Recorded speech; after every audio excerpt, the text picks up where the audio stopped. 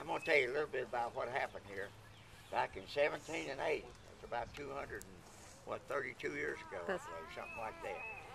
There was over 200 men that met right here when they was on horseback. Well, now, the reason they camped here, Ferguson, or Major Ferguson, had sent word over the mountain. If you all don't lay your guns down and swear allegiance to the Crown of England, I'm going to come across the mountain and waste the land and kill your leaders. Well, our forefathers didn't think too much of that. And so they sent out the word to meet here. Used to be the Wilderness Road run right through above here. People coming through here to settle this country knew about this location here. Whether they went into Russell County and Tazewell County or down into Scott County or on into Tennessee, they knew about where to meet here in Abingdon. So when they got here, some of them had brought their wives with them. It's customary back in that day and time to take your wife with you and do the cooking and the mending, and if you got wounded, to help get you back to health. They met here, and that was on September the 23rd, 1780. And so they decided that the women, they better send them home because the Indians were prowling this country and they needed them to be at home. And because they didn't have any idea how long they were going to be gone. Winter was coming on, they didn't know the weather conditions, so they sent their wives home. And they went right down this creek, it's what we call Wolf Creek. They followed it down till they hit the old Watauga Road. And from there they went down to Elizabeth, Tennessee, which at that time was known as Fort Watauga. And when they got down there, the 200 men, Arthur, who was the second cousin to William Campbell, who was in charge of the Virginians. When they got down there, Arthur sent another 200 men. So he had 400 men under his control. And so they bought 500 pounds of powder from Mary Patton, who had learned the trade of making powder from her dad up in Pennsylvania. And they also bought some cattle. And they borrowed the money from a fellow named Adair, and they went to him to borrow the money. And when they went to him to borrow the money, he says, "I have no authority to loan you a nickel, and I cannot, according to North Carolina rule."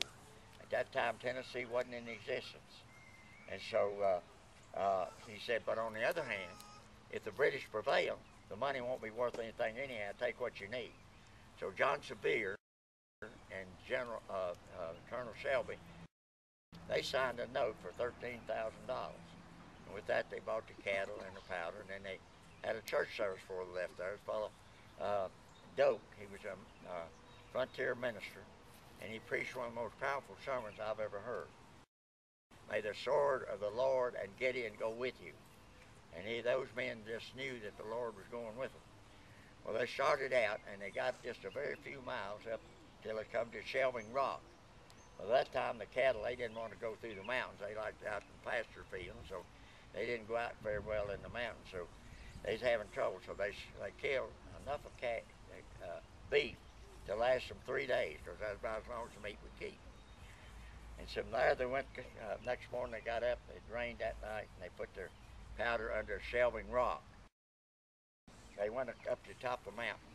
The next morning, the snow was shoe-top deep, which meant it was about 3 to 4 inches deep.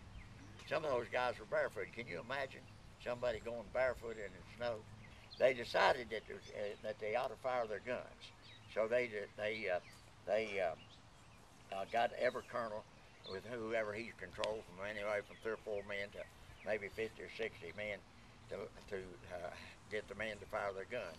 For some reason, at that altitude, the guns, you've heard how loud they are here today. They just sort of made a whistle.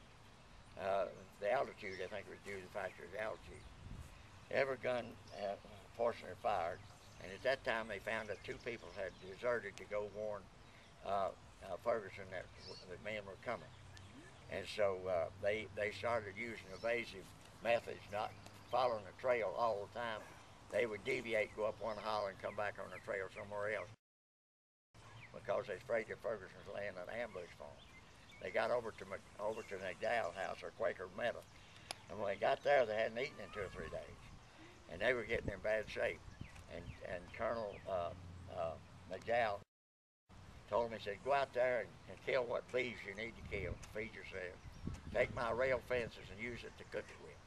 Now that's a patriot. When he's, well, you think about that. And by that time, there's about 1,500 men. It takes an awful lot of beef to feed that many men. Those these were militia people. They were people just like everyone else standing around here. That just the average citizen might have been trappers, might have been woodsmen, or preachers, or farmers, or whatever vocation you think of.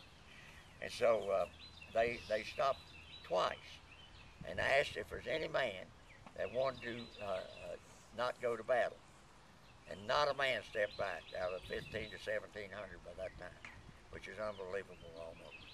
But 17, not a man stepped back, and they did that not only once, but twice. They said, if you don't want to go into battle, step back 3 paces. So they had scouts out all over the country hunting where Ferguson was at, because they didn't know where he was at. Not like it was today. You didn't have radios and this type of thing. Everything was word of mouth. You'd go tell your neighbor, and he'd go tell his neighbor, or you send a scout out, and he'd find out something, and he'd come back and tell the ones that's in command about it. And so they was having trouble finding out where he's at. A little girl come out, about 12 years old, and said, I'll tell you where Ferguson be. He'd be right there on that mountain. I took him in eggs and chickens this morning. He's right there on that mountain. Once that was found out, he sent word with Colonel Lacey to go tell the group at Cowpens where he was at. And he almost got shot because he was out and didn't know the password. In fact, some of them wanted to shoot him, and happened to be somebody that knew him in the group and said, he's all right, he's telling the truth. So once they found that out, they organized at 9 o'clock at night. They took 900 of the most fittest men and the fittest horses. Some of the horses were lame because they hadn't been shod, and some of the men were sick, and they wasn't in any position to fight. So it took 900 of the most fittest men and the best horses. It poured down rain, and they took their shirts off and wrapped the action of their guns up in that, and then put that under the pit of their arm in order to keep the works of the firing mechanism of the gun dry. Because if it got wet, or if you got any moisture in the powder, you just well have a handful of dirt.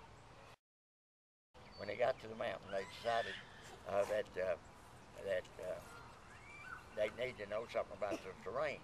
Well, there happened to be 2 men in the group that had deer hunted up there the season before, and they knew it was just a hill. It was only about 600 yards long. That's about twice as long as 6 times long as a football field, and only about 150 yards wide, and 600 feet tall. And but it was the highest point around there. It was not named for the King of England. It was named because there was a family of kings that lived nearby, and it was named for that. But anyway, they decided to just surround the mountain, and that's what they did. And the battle started, and time it ended about 1 hour and 5 minutes. At that time, there's over 40,000 balls fired on both sides. Tories, they killed about 257 of them and captured every one of the rest of them. I've never seen it in print, but legend has it that there's more men shot between the eyes in that battle than any other battle fought in the Revolutionary War. Because all those old fellows needed to just see that much of your head, and they knew how to put a bullet in the eye, between your eyes.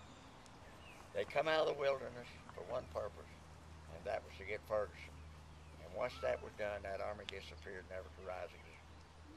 And that just sends chills down my back to think about what my forefathers did. We're here today in a free country because they broke the back of the British Army.